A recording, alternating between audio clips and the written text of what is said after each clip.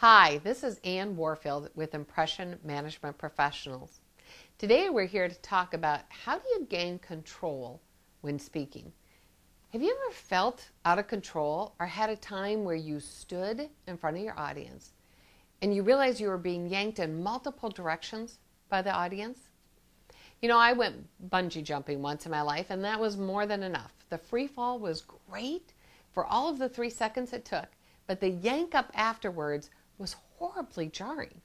Now, the worst part about that horrible jarring and yanking was that was 90% of the bungee jump. So I had 3 seconds of fun and then about 10 minutes of being a puppet on a string that was yanked around by a cruel master waiting for my head to pop off. Now, speaking can often feel like that bungee jump. Scary when they tell you to jump, exhilarating for a moment, and then horrific when you get jerked around or you get your idea completely taken apart. So what do you do to gain control when you feel out of control? There's an old motto that says you can live with the pain of regret or the pain of discipline. They both have pain, but very different types of pain. The pain of regret means that you need to be prepared to spend the majority of your time in uncomfortable spots dealing with the reflex of what didn't happen that you expected to happen. I find this happens a lot to speakers when they prepare their entire presentation from their own point of view. The audience becomes a secondary viewer to your own parade.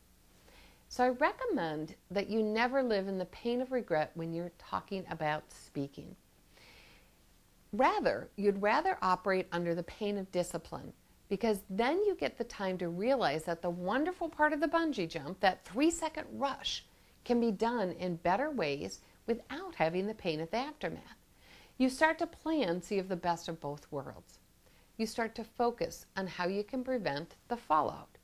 You learn to think and present from your audience's perspective. How will they feel about what you're sharing? What will they like or dislike? And how can you make it easy for them to take action? Now notice how with the pain of discipline, your entire focus is on the audience, not on you. If you build your presentation at the last minute and you operate under crisis, or you're always putting out fires, or you have a calendar that's out of control, that's an indication you're operating under the pain of regret.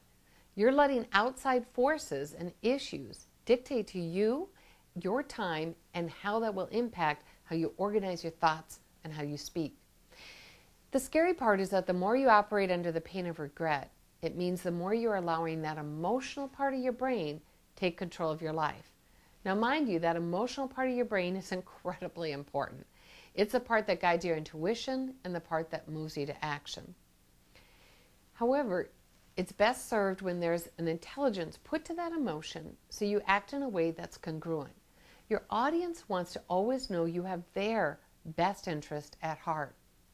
Also, as a manager and a leader, the more you operate under the pain of discipline, the more prepared you are to have your team get organized and be able to execute at the highest level.